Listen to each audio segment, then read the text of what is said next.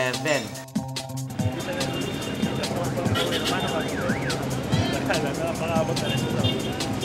"5'9" nga kayo. 5'2".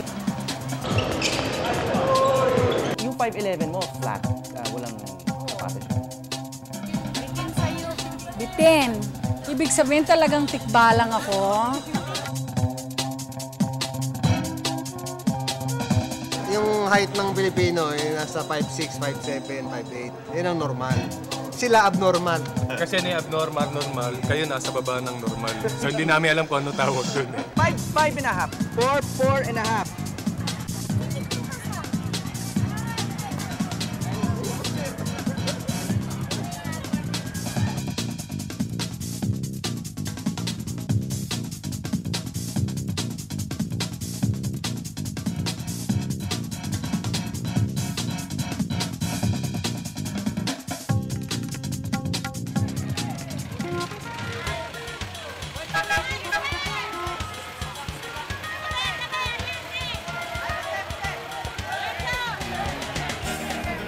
Sa kapal ng tao dito sa Baclaran, mahirap makita ang patutunguhan.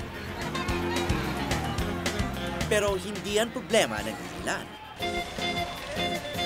Ano mga pantalon na ito? Pantalon po yan, Meron kayo kaano ko, kasing size ko? Meron pa. Uy!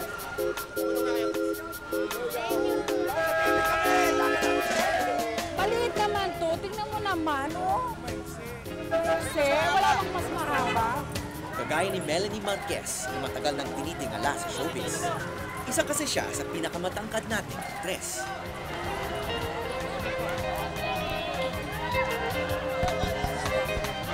Walang free size. Hindi kakasya sa akin to. Sorry. Ibig sabihin talagang tikbalang ako. Wala talaga akong kasize. Hindi naman ako pwedeng magganyan. Hindi bagay sa akin. Malahigante ang dating ni Melanie kapag katabi na ang mga tindera at mamimili rito. Bitin.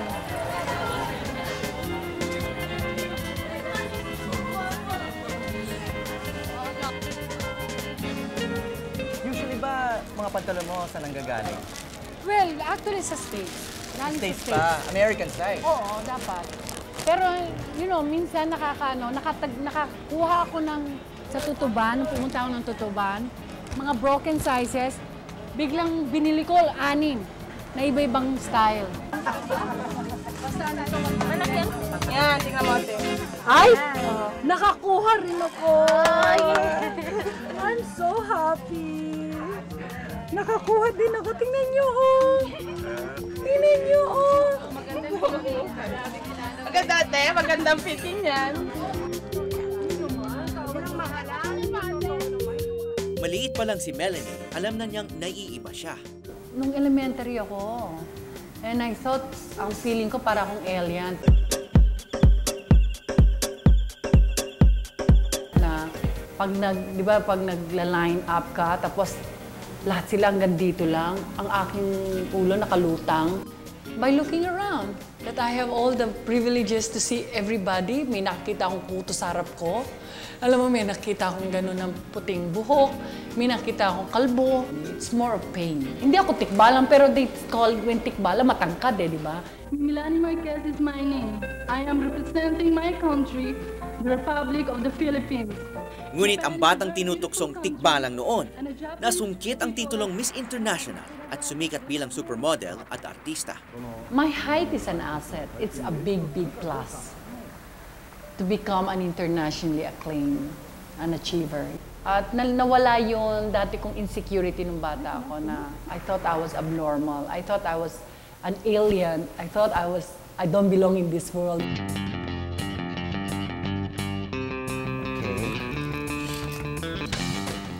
Hala! So, yeah, well, actually, 5'11 na. I will never have all these blessings kung hindi ako matangkad. Dahil na-notice yung yung sa tangkad ko, na-notice ako to become a model, tapos naging beauty queen.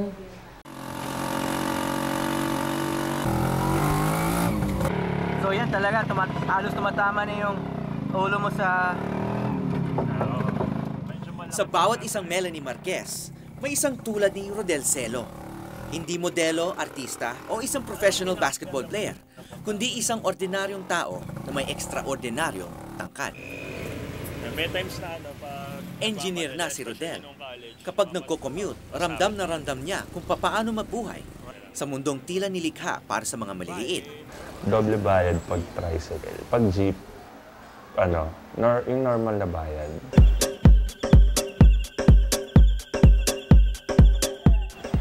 Kaya lang, yun nga, usually ang upo ko sa dulong-dulo. Kasi yung tuhod ko nga, wala makakadaan. Dahil yun, pag masikip yung jeep, sumasabit na lang ako.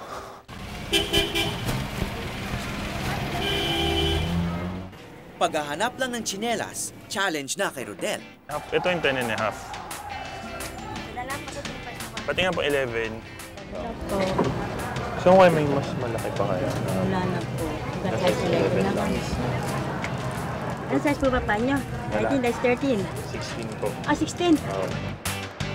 Tatad niyo naman. Sana maglilihi ako, ikaw paglilihian ko. Para mga anak ako katulad ng gwapo at matangga, di ba? Yeah! Sabi ko, pumunta ka na lang SM.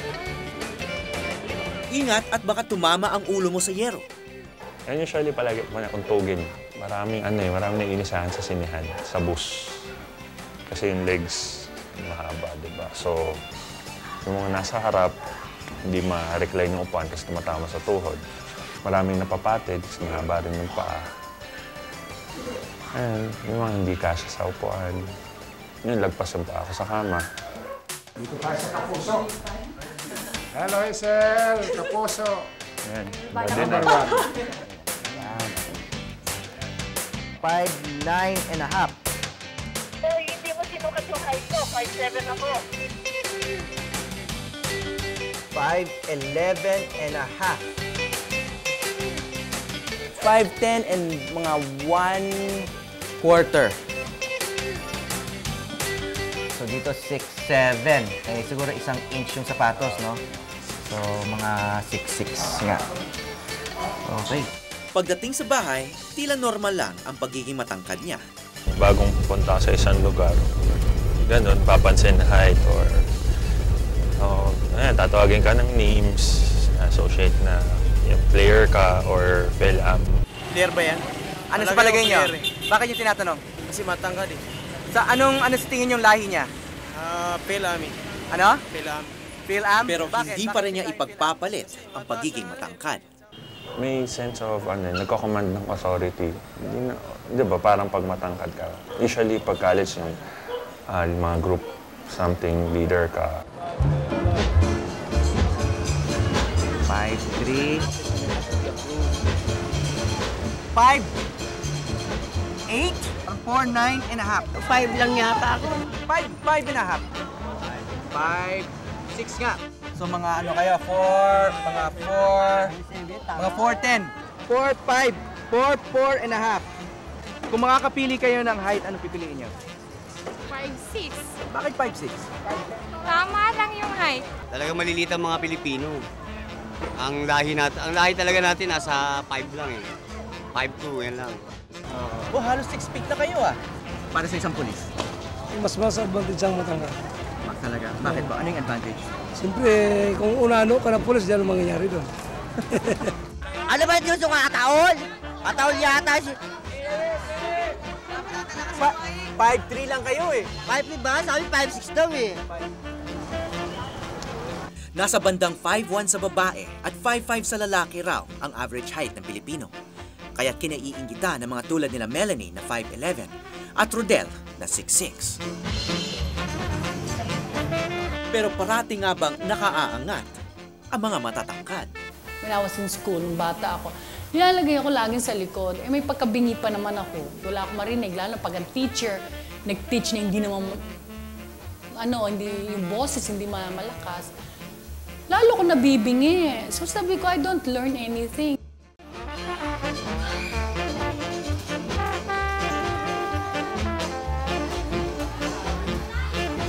Hanggang saan ang sukatan ng tagumpay ng isang tao?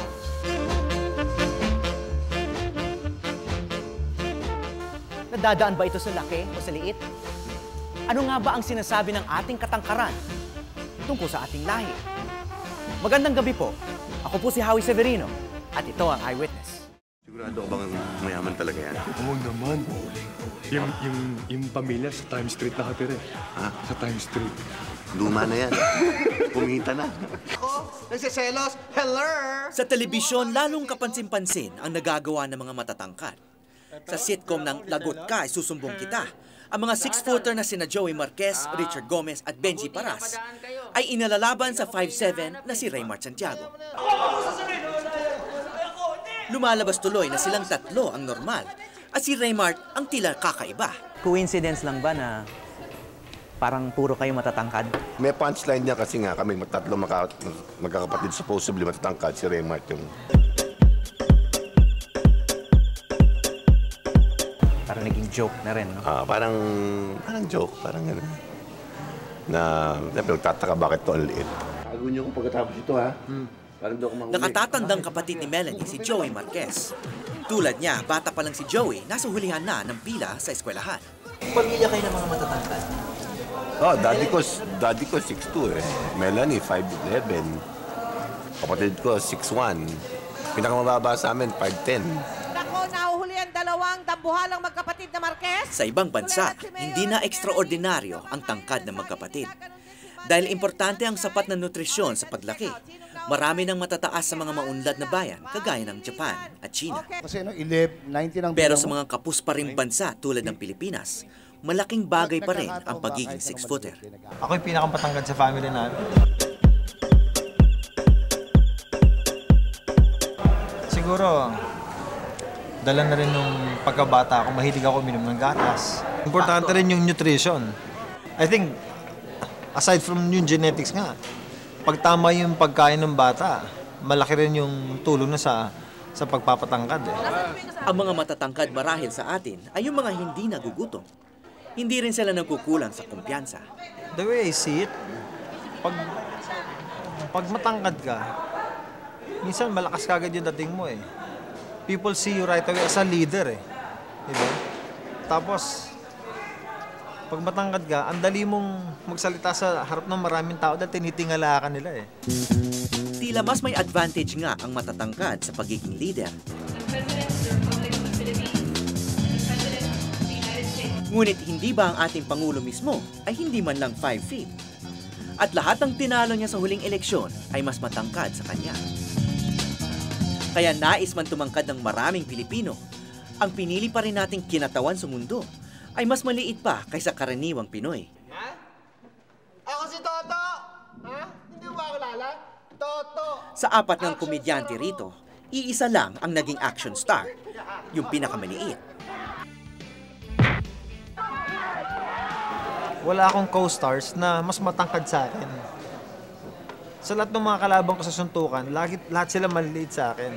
Kailangan pag nag-action ka, dapat yung bida, laging mas maliit dun sa kontrabida. Alam mo, yung height ng Pilipino ay nasa 5'6", 5'7", 5'8". Yan ang normal. Sila abnormal. Ha? Di ba tayong normal eh. Sila yung mga abnormal. Sila Benji Paras, si Richard Gomez, si Joey Marquez. Yan.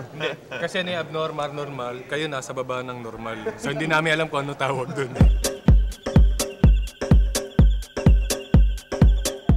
Kami abnormal kami. Abnormal tayo. Kaya ito patayin natin, hindi tayo makukulong. Abnormal tayo eh. Pero kahit kailan, hindi ka nainggit sa kanila? Hindi, yung parang na-insecure sa kanila. Hindi. Happy na ako sa height ko. Kasi hindi mo na ako maliit. Hindi mo na ako unano. Yung mga tao, pag nakikita ako, hindi pa na masyado maliit si Raymart. Nagmumukha lang kasi ako maliit dahil matatangkad yung kasama ko. Ano gusto mo? Mabawasan ka ng 2 inches o magdagdagan ka ng 2 inches? 5'7" ka. Kahit anong sabihin mo, gusto mo maging 5'9" eh. Iba yun eh. Wala nang plastikan nun, gusto mo talaga. Hindi mo pumasok sa utak yun. If you given a choice, would you rather have additional 3-4 more inches in height? Yeah. But never 4 or 3 more inches. Napaisip ako sa tanong ni Joey. Fantasya lang kaya sa mga katulad ko ang tumangkad? Stan High is the first electrical height-increasing product that can physically stimulate the reflex areas. Hindi raw imposible kung maniniwala ka sa padalastas na ito. Okay, yung mga katulad ko, hindi na dapat pwedeng tumangkad, no? Kasi medyo may edad na ako eh. Pero tulad sinabi ni Joey, kung may nag-alok sa akin ng dagdag na 3 inches, hindi ko siguro tatanggihan. Ito yung, nandito yung tindahan itong Stand High Height Enhancer. Titinan natin kung may bisa talaga.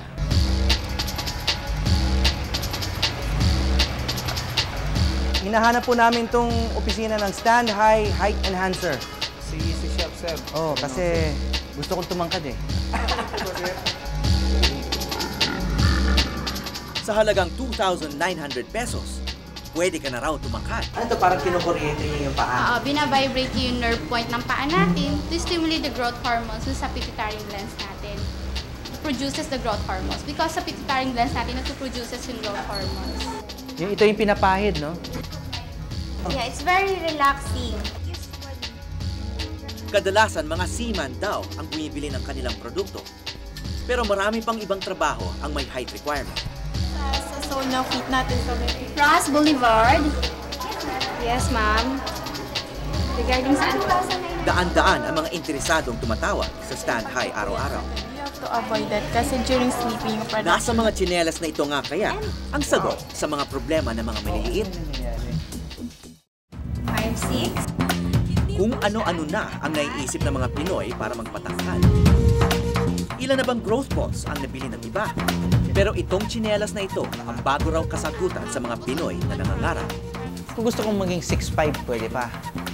Depende po yun sa growth hormones. Wow, ano yung nangyayari? Parang may electric charge. So, paano niya ginagawa yan? Yung parang may pulse dito sa baba. Parang may nag-vibrate sa loob ng paa ko. Oh, ganun ba yun? Kasi diba the acupuncture parang effect or vibration. Sa sole ng feet natin, there are nerve points nga, as I've said, connected with our pituitary gland. So, yun, parang inaano niya yung pituitary gland to produce growth hormones. May mga artista pa nga raw na bumibili sa kanila. Siyempre, secret daw kung sino-sino. Pero mas madalas, ordinaryong tao ang mga kliyente nila. Bakit kayo nagkaroon ng interest dyan? Yun nga, kasi syempre, nakikita ko yung result sa television, so I tried it. Baka magtatangka din ako. Ba't tumayo ka na? Anong gusto mo maging height? Basta tumangkad pa ng 3 to 4, basta matangkad. Bakit? For confidence, for any, pag may trabaho ka, di ba? I'm a student from NCST, Dasmariñas, Cavite. I was 5'2" on April 24, 2004. Now, I'm 5'4", June 24, 2004. Sa Cavite, hinanap namin ang isang satisfied customer ng Stand High. Kayo ba si Ria? Sinimulang gamitin ng estudyanteng si Ria Lopez ang Stand High nito lamang Abril. Sa loob lang daw ng 2 buwan, 2 inches na raw ang itinangkad niya. So anong height mo na ngayon? 5'4.5". So tumangkad ka na ba? Oo. Walang bulahan ha? Talaga, ano ka dati? Kasi po dati, nung nag-inquire po ako sa school sa university, hindi po ako natanggap kasi 5'1" lang po ako noon. Ito dati, ang sinusuot niya nung 5'2" ka pa lang. Pag maglalabas kami, tapos tatayo kami sa upuan yun, napapansin namin. Tapos nagtaka kami kasi, di ba may edad na siya, nasa labas sa 80 na siya, lumalaki pa rin siya. Napansin ko, medyo lumaki nga siya. Compare noon, talaga. Paano mo napansin? Kasi minsan, lagi pag nag-aabang ako dyan ng jeep, nakikita ko siya. Araw-araw ginamit ni Ria ang Stand High. Nang isinuot niya ang tsinelas, nagulat kaming tila nagkaroon ng sariling buhay ang mga daliri niya sa paa. Humina ang buto mo? Parang mabilis mapagod. Para pong, minsan po parang nag-shake yung bones ko. Ito yung babae, si Ria. Hindi naman naniniwala ang nakausap naming doktor na may kinalaman ng mahiwagang tsinelas sa pagtaas ni Ria. Pagdating ng mga 14 anyos sa mga babae at saka mga 16 o 17 sa mga lalaki, tumitigil na yung pagtatangkad. Kasi yung part ng buto na tumatangkad ay nagsasara na. Yun ang tawag nating growth plate. May mga dahilan daw kung bakit ang ilan sa atin ay bahagyang tumataas pa rin kahit na nagsara na ang mga buto natin. Pag ako'y nakatayong ganyan at buong araw nakaganyan ako, parang nakaslope yung mga balikat ko, parang nakaganyan ang tayo ko, baka sa tingin ko, diretsyon tayo ko. Pero kung tatayo ko ganito, parang nakita nyo na parang tumangkad ako naman 2 inches, ganyan. Pero actually sa posture lang yan. Pero kumbinsido si Rhea na ang stand high ang milagrong nakapagpatangkad sa kanya. Kahit kapalit nito ang madalas niyang panghihina. Dahil din dun sa stand high kaya? Tinutulungan lang daw ng aparato na ma-exercise ang kalamnan ng gumagamit. Madali siya napapagod. Yun ang parang equivalent na pag araw-araw, tumatakbo siya ng parang 3 kilometro. Siguro, pag umakyat sa sagdan, talagang mapapagod siya. Unang-una kasi doon sa video lang, parang hindi naman siyang isang taong talagang sanay na mag-exercise, no? So pag lang, parang bigla lang niyang ginagawa to. Pero hindi ka naman nagsisisi na ginamit mo yun? Okay lang po kasi ganun naman po eh. Just po medyo parang nakatulong po sa akin sa tingin ko. May mga katulad ni Rhea na kontento na sa pagiging 5'5". Ngunit maraming kabataan ngayon na mas mataas pa ang ambisyon dahil sa national sport nating basketball. Tatanggalin ako! Kahit tumatangkad ang mga player natin, tila naiiwanan pa rin tayo ng mundo. Sa ibang bansa, marami ng 7-footer na magagaling. 17 years ng professional basketball player si Jerry Codiniera. Pero hanggang ngayon, mabibilang pa rin ang mga kasing tangkad niya. Sa mga liga sa ibang bansa, guardia or forward lang ang mga tulad niyang 6'6". Pero sa ating national team, sentro pa rin si Jerry. Nung naglaro kami last time sa Korea, yung nag-third kami, talagang malaki eh. Almost siguro hindi mo makita lower box eh. Sa laki eh. So pag nag-international competition ka, anong height naman yung mga nakakalaban mong mga sentro? 7'8". Malaki pa kay Yao Ming. Yung Okayama sa Japan, 7'8". 7'8". Kasi ikaw 6'6". 6'6". Kahit matagal na tayong hindi nagwawagi sa international competition, basketball pa rin ang mas binibigyan ng atensyon at suporta ng mga Pinoy. Hindi masyadong napapansin ang mga sport na mas bagay sa height natin, tulad ng football o baseball. Well, it's a vanishing sport because most of the emphasis ng mga, or what is common to schools and students now, puro basketball.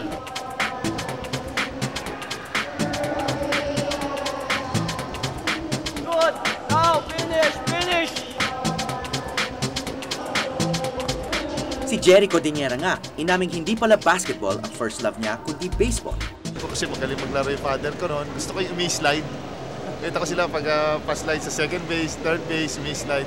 Tapos papalo ka, may chance ka pumalo. Lahat kayo may chance kayong mag-bat. Nang tanggalin ang larong ito sa kanyang universidad, tumigil na rin maglaro ng baseball si Jerry. Naiiwanan na nga tayo sa basketball, wala pa tayong gaanong interes sa ibang sport.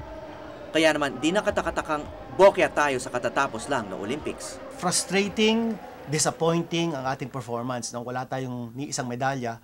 16 athletes represented the Philippines, different sports. The Philippines is also in the top 10 of countries in the world that have the largest populations but did not get a single medal in the Olympics. Kanya parang nakakahiya, no? Ang dami natong potential in terms of population, pero parang hindi tayo nakakakuha ng atleta makakakuha ng medalya para sa atin, no?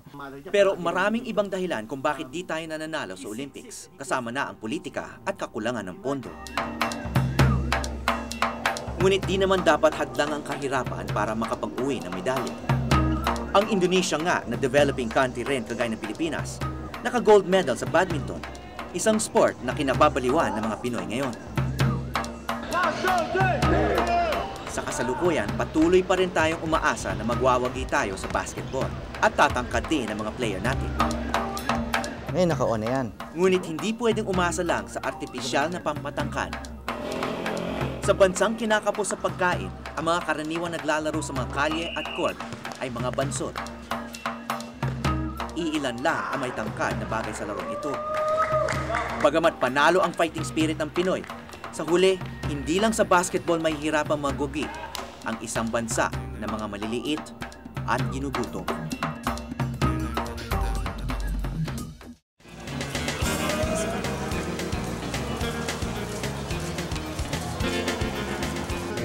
gabi, idol. Idol, nakita rin kita. Gwapo nyo. Ano ka na? 5 feet nga kayo. 5 feet ba? Oo. Opo. Kami ang kapuso. Opo, kami sa kapamilya. Kapuso kami number 1. Ano ba dapat ang ano? Kaya kuya, Ano? Oh, sige, ayan. Okay, ikaw ay 4, 5. 4 and a half. 4 and a half. Okay, tuloy ka na? Naniniwala ba kayo na kapag nagpatuloy isang lalaki, biglang tataas? Oo. Bakit? Nangyari ba sa iyo? Oo. 5'6" daw. Haka-haka lang ang paniniwala na nakakatangkad ang pagpapatuloy.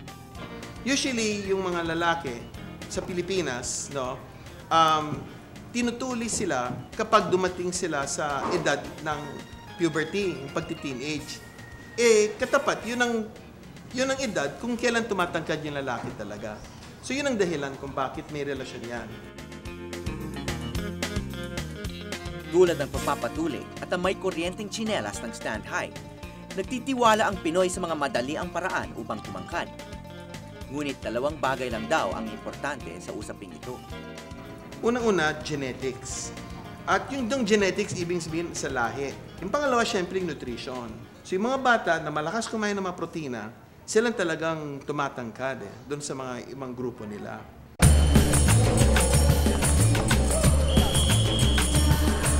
Si Jerry Codinera, galing sa pamilya ng matatangkad.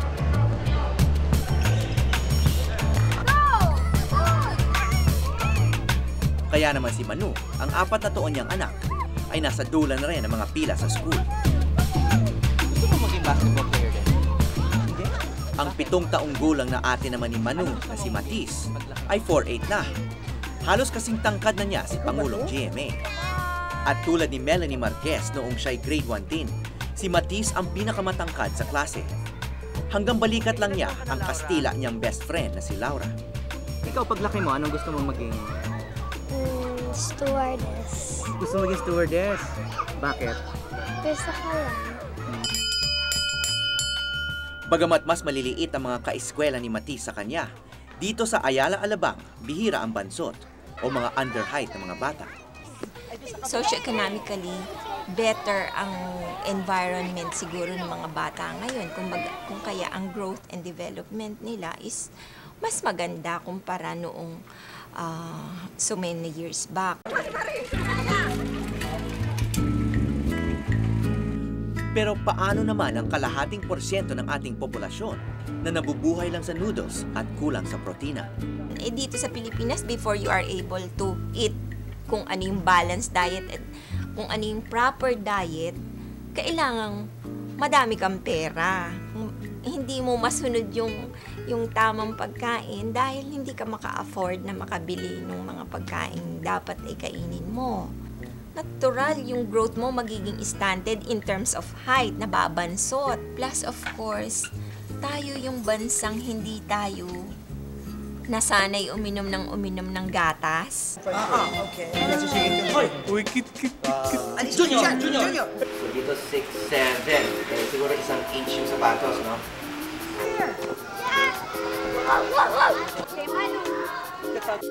Kaya doble swerte ang mga anak ni Jerry at lahat ng nakilala naming matatangkad.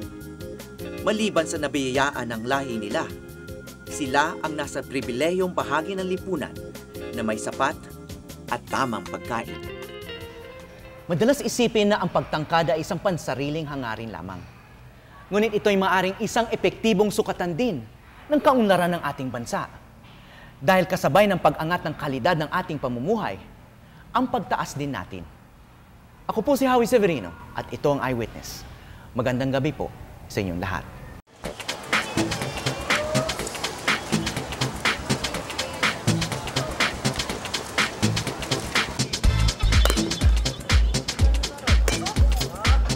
Gandeng ah! Idol! Nakita rin kita. Gwapo nyo. Ano ba yun yung kataol? Kataol yata. 5'3" lang kayo eh. 5'3" ba? Sabi 5'6" daw eh. Ibang kawi yan eh. Use it for good. Nakasahin ko yung web. Nakapangabot na rin siya. May asawa ka na kuya? Wala pa, pero malapit na. Girlfriend marami, no? Ganyan itsura ko pag nasa bahay. Hoy, nakayo ko pa nun ah. Sumasayad pa likod. Hoy, ayan na yung malaki oh. Tingnan nyo.